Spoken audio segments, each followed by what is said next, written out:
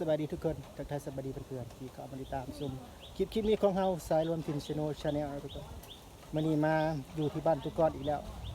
มาหาทุกคนนะทุกคนพร้อมกับทีมงาน อีกคนหนึ่งก็จะมีได้ผู้สาวบ้างามเลยทุกคนทุกแรงมีแฟนแล้วบ่ถามเรากันเด้อเพื่อนเด้อสิไปถามเราก่อนเรามีแฟนแล้วบ่ นะผู้สาวทีมงานอะไรพี่น้องทีมงานมาถ่ายคลิปนำกันนี่แหละขอบคุณนะเบิ่ง โดยสบายดีเด้อสบายดีซื้อจังใดซื้อจังใด กะสบายดีเนาะทางข่อยซื้อว่าสาวเมย โอ้ รู้สึกว่าตื่นเต้นว่าบอก ทั้งที่ว่าเคยถ่ายคลิปอยู่เนาะตื่นเต้นใช่ป่ะแต่ว่าตื่นเต้นที่ว่าข้างที่ยิดออกช่วงน้ำอ้ายเนาะมันบอก แม่นพออ้ายถามมาเลยตื่นเต้นนะ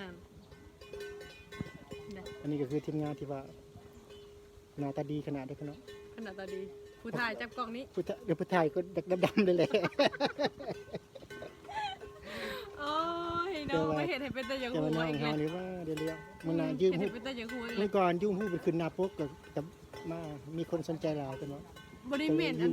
ยังกับบริเวณได้งานพากันมาหาตู้ก้อน แล้วก็มาถ่ายคลิปไปสิแล้วพี่น้อง แต่ว่ามามันนี่ก็ไล่ขู่ไล่คนไอ้ แม่ เนาะ แล้วคนละคนเดียวทางด้านหลังเนาะกำลังสัมภาษณ์ ถ่าย อ อยู่ ยู่แต่เขาถ่ายเรียบร้อยแล้วก็เลยพากันมานั่ง แม่ ถ่าย เฮาก็เลยมาเปิดคลิปกับน้อง แม่ สามเมยนิดนึงน้องเนาะจะได้ก็ ก็ขอฝากซองในเด้อเนาะซองน้อยๆซองหนึ่งเนาะสื่อว่าสาวเมยบ้านป่าแต่ว่าใหญ่ก็ซ่องเฮาได้ทุกคน ถึงจะหน่อยก็ได้ เนาะสื่อสาวเมยบ้านป่าฝากติดตามกดไลค์กดแชร์สาวเมยในเด้อเนาะโมเมนต์ว่าสิเลื่อนผ่านเฮ้ยกดกระลิ่งแน่ มันจะเด่น เนาะ แจ้งเตือนนี่เด้อสามเมยบ้านป่าถ้าสิขึ้นให้อยู่หน้าจอสิเห็นทุกคนเนาะแต่ว่า FC ของสายลมทิศโนทันใดที่ว่ายังบ่ได้เป็นเพื่อนหรือว่าติดตามช่องสามเมยบ้านป่าเฮาขึ้นให้อยู่หน้าจอแล้วไปหาก็ได้ทุกคนเป็นคลิปเกี่ยวกับหยังเกาะซ่องเจ้า สายทั่วไปแบบเปิดใจกับแมนเปิดใจกับมีคือกันฮะนะถ่ายเปิดใจพร้อมเดี๋ยวนี้บ่ได้มีสาวโสดแล้ว ผมมีแล้วบ่ มาถ่ายตัวก้อน มีทุกคนอย่างเดียว เน้นมาถ่ายตัวก้อนก่อนเดี๋ยวนี้เนาะ นะวันนี้ทุกคนจะได้เฮาสิพาทุกคนไปสัมภาษณ์ไปเบิ่งคลิปทุกคนนำกันนะทุกคนเนาะสำหรับคลิปนี้ของเฮา หลายคนขนาด หลายคนนี่เนาะเต็มเล มาย หลายคน เมื่อมากับเสมอ2คนได้หลายทุกคนเลย ไปหาเฮ็ด เป็นได้ไปหาเฮ็ดได้หลายอยู่บ่ บ่ได้ประมาณ10ดอก โอ้10ดอกพอปนพอได้ป แม่ น นพอบ่เอาลายไอ้เพราะว่าเอาไว้ให้หมู่เพื่อนน่ะเด้ จะเป็นคนใจกว้างขนาด แม่ เนาะ นเฮาต้องเอาน้อยๆบ่ต้องเอาลาย โอ้ เนาะเพราะเฮาดอกเฮ็ดมันก็ดอกใหญ่อยู่แล้วเอาลายบ่ได้ คนก็งามนี่พี่น้องใจก็ดีได้ แม่นใจดีอีกเนาะใจดีอีก เขาจะฮู้ว่าเพิ่นมีแฟนหรือบ่หรือยังกลับไปเบิ่งในช่องเพิ่นทุกคนเด้อ แม่น เพราะว่าเฮาบอกบ่ได้เฮาสิปิดเป็นความลับ อ๋อ เนาะประมาณนั้นเนาะ เนาะ สวดเด้อพี่น้องเด้อสวดเด้อ โอเคเนาะ เดี๋ยวไปติดตามชมคลิปตัวก่อนกันทุกคน อย่าลืมสาวเมยได้ล่ะ เสมอพร้อมเด้อ อันนี้หาเมียแหละเฉพาะแข้งคนละเมืองเด่น แขวงต่างๆเมืองใช่เนาะ คือว่าอันอยู่บ้านกังนี่เมืองตะโอ้ยแข้งเชลวัน โดย อันชะมวยนี่บัดเมืองชะมวยแข้งเชลวันสินะอยู่อันอยู่ห้วยลาดนี่ก็อันเมืองเชลวันแข้งเชลวันไปเอาน่ะห้าเมียแหละอยู่หั่นน่ะที่ว่าอันไหนเฉพาะอันแข้งเชลวันนี่นะหักแต่ว่าผู้นักผู้เบาผู้นักผู้เบาดอก แต่ละคนแต่ละชาติมาคือกันเนาะ อยู่บางเดินมานักอันนี้อันนี่นะอยู่บ้านกังนี่นั นั ก ก กว่าหมู่ นักกระหมูบ่เนี่ยนะ เบิดเทะเลบันกังเบิดเทะเล โอ้ยบ้านกังนี่คันชิไลเป็นอันเงินเบิดชูอันเป็นงัวเป็น โดย แม่เป็นหมูนั่น140 ล้าน 140 ล้าน เป็นเงิน140 ล้านเลยแหละเอาคำบาท100ไปได้เจ้าอ่ะเฉพาะคำบาทหนึ่งอีนั่นน่ะบัดงัวในชามโต หัวอีกชามโต บัดแม่อีกชามโตหมูชามโต ป้ามี เจ้า ชาม เจ้าอะไรปะไหนไหลปะไหลเป็นมูลค่าตัวนี้เงินอีกชาวลาด อ๋อ ขะดองนั่นก็ชาวลาด ถ้าน้องชาว บ่ได้หลายดอก โอ้เวลากำนักมีได้งัวตาม นั่นแหละจังหวะ ตูคำมี บัดคำมันเด้บัด มีนะตัวมันนักนะ คอยบัดไปนั่นมือไปหาเมียน่ะมือขอน่ะมีคำอยู่2 บาทเช่น2 บาทน่ะนะ โดย แล้วคอยว่าเดี๋ยวนี้นั่นคอยให้บ่ได้แล้วว่ะคำคอย2 บาทอยู่ในคอนี่เมื่อคอยก็มาเปลี่ยน อันอยู่ห้านอันหมอเบิ้มแล้วคงชื่ออาหารเด้บัดนี้ โอ้ เปลี่ยนอันเอาเช่นละบาทนั่นตื้มเงินเขาอีก1,000นะหัน โอ้ จังได้เช่นละบาทนะออกมา แต่ได้แยกเช็ดน้องเนาะ เอ จั อง ไร เช่น เนาะ เช่นละ500เช่นละ500บาท ไปขึ้นบางหันแล้วจังได้เอามาให้พ่อเฒ่านี่เฮ็ดได้ฉัน แต่ละคนเนาะ บัดเมื่ออีกอันในคอลูกน่ะก็ช่องฉลึงเอาเมื่อเลย นะ อันผู้นี้น่ะได้ เอามือเลยบ่ เอาเมื่อเลยแล้วอยู่ในคอลูกก็เบิ่งเอาแล้วแน่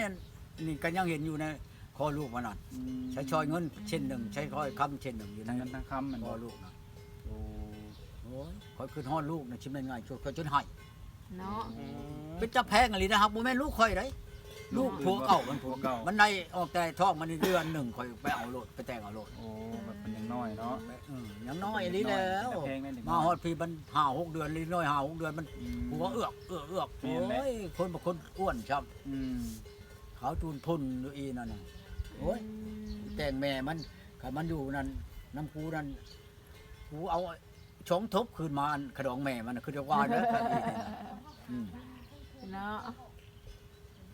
มันลักเมื่ออีนั่นก็ได้ป้าเลย สรุปแล้วเป็นคนหลักเมืองจากคนประตูแต่เมียคนที่หลักเมืองนี่ เอาหกเมียล่ะ 6เมียบ่ที่หลักเมืองนะ หกผู้เมื่อบางทีนี่ โอ้ผู้ที่8อันนี้บ่8มื้อ แต่ได้ขดองคืนนี่สี่ โอ้ สองคนบ่ได้ มีคืนอยู่เนาะ อืมนี่เด้อีนายอะตู้โฮมนี่แหละครับอีเมื่อวันชื้นนี่แหละนี่บ่ได้ขดอง บ่ได้คาดองบ่ ไก่หันแล้วได้เบิด เนาะ ได้ขึ้นเบิดหักบ่ได้เอากำไรใดเอาชำมันทอดเสียไปหันใด เอาซ้ำเอาเสียไปแม่นบ่ สมมุติว่าก ำไร เาทอด มันก็อยู่ 10ล้า ในหันแล้ว ได้คืน คือ 10 ล้าน ก็อยู่ในหันแล้วกำไรกะ เออเท่านั้นแหละ เอ้ย มันเกินว่ามันว่าค่อยนั้น เนาะ ค่อยนั้นเสียทาสขาดคุณย้อนเจ้า อืม หากแต่ว่าเงินค้ำมันชงแก้วเบิดแล้ว อืม เสียตนเสียตัวนี่แหละเอาเรื่องของเจ้าคนบ่ได้ไล่เจ้าเมือง แม่น อยู่กันกับมันอีเฮงอันร้านตาหุงนี่แหละนี่ อืม ไปฮอดตาเฮงอันอีนายอีตาหุงไทยเถียงก่อยเอ้าเถียงนั้นบันทึกกันเมียนแหละ อืม เจ้าบ่ได้เบิ่งมาเบิ่งดูได้อ่านเบิ่งดูเจ้าก็คือพระบาท อืม ถ้าว่าใช้นี่ยิงเสียชำนั้นยิงนี่ใช้ก็เสียชำนั้น อืม เดี๋ยวนี้ไผไปก็ไผอันปะไผเดี๋ยวลูกหลานชาวเจ้า อืม อืม ค้าแล้วบัดนี้ชงไปมาจักได้จักมื้อบุตรหุ่มตายโอ้ยจ้าทุกข์ข่อยว่า เออเนาะประตู ที่สั่งข่อยนมบ่ได้ได้ เออ สั่งเว้าเนาะเพิ่นเนาะ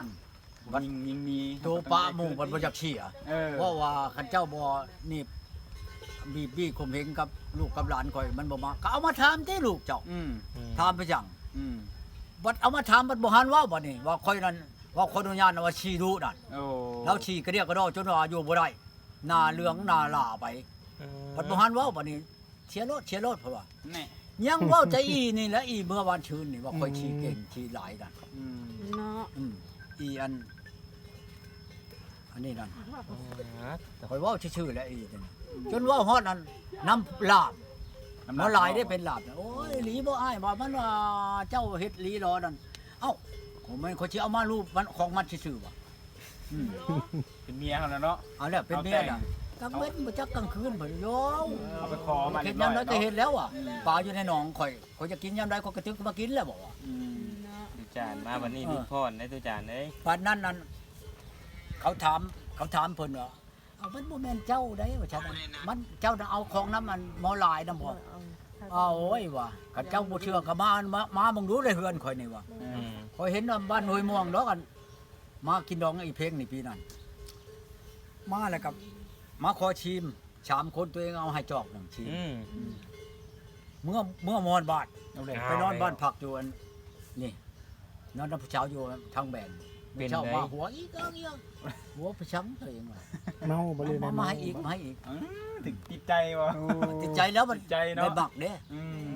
ม มอืม นั่นซ้ โอ้ ำ ติด คืออัน ใจ ปูอันนี้แล้วอยู่อัน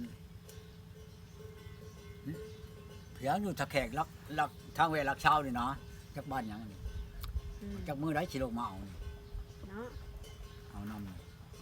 นั่นแหละหมอนั่น ที่บ้านมันกิน จะได้อันของดีมาโลดว่าของดีนะมาโลด มีไห้นะเนาะ เอาโลด นี่ อับประกันอันหนึ่งเนาะอันชองมากอ่ะคือกันกับปินปัวแม่นบ่พวกขั้นกับคนกับหยังหักไม้ของยานี่ใครต้องการแล้วมาโลดกับเครื่องอัน คือกันกับนิ่มมาใช้อันของบ่อเจือดนั่นแหละมีลิลวอมาโลดมาร้องเบิ่งโลดก็ได้ อืม ของอันนี้คือกันกับอันของลินชาวนั่น อืม อันแนวใช้ผู้ชาวนั่น อื อืม ม อืมอืม ตัวนี้พันผู้เช่นแล้วอยู่นำข่อยหักบ่เป็นเฮือนคนบอกแจ้งโลด อืม คันว่ามักอีนั่นแล้วนั่นคันบ่ไปนํคนบ่เอาจักกี่มาโลดก็ได้ โอ้ท่าเลยแมันบอก อืม ของโลด ให้ตุจาน ในใจจะใครมันท่าว่าโอ้ยมันสิเก่งไปได้ว่าจะมาโลด อืม ใช้หีบไว้ก็ร้อน โอ้โหยเอามาโลด นี่ อัน แท้ นี้นั่นคันว่ามันบ่ไปนํน่ะข่อยบ่เอาจักกี่ อืม ขนาดลูกได้พันได้หมื่นข่อยก็ยังเอามาอีเด้อีอันโลดนี่นะนี่พ่อมันก็ได้พันคนชาละวันนี่ โอ้ ไปแล้วมันย่างตามทางเนาะค่อยไปปัวเขานี่เอาผู้เช้าล้วนไม่ห้าง วันนี้เราก็มีโอกาสไปถ่ายคลิปกับทุกคนแล้วก็พร้อมทีมงานของเราทุกคนทีมงานของเราก็คือหลายๆคนเลยทุกคนเราก็คือเห็นในต้นคลิปมันก็คือจะมีสาวอีกคนหนึ่งก็คือซัมเมอร์นั่นเองทุกคนเนาะทีมงานยูทูบเบอร์ของเราสนกเนาะบ่ได้ออกคลิปไม่ดอกแต่เพิ่นถ่ายคลิปอยู่หั่นแหละสนกเบาศิรัตน์เนาะแล้วก็พร้อมทีมงานเนาะประมาณนี้เอาไปนำกันในมื้อนี้คลิปนี้ของเราเองทุกคนเนาะจะได้ก็ คลิปนี้ก็ชีวิตเป็นเพื่อนที่ดีพี่น้องขอบใจเนาะพี่น้องฝั่งลาวแล้วก็ขอบคุณพี่น้องฝั่งไทยขอบใจพี่น้องฝั่งลาวที่เข้ามาติดตามชมคลิปนี้ของเราในทุกคนใช้รถติดสิเนาะใช่ไหมเนาะพบกันใหม่ที่หน้าแล้วเนาะสวัสดีทุกคนบ๊ายบายสบายดี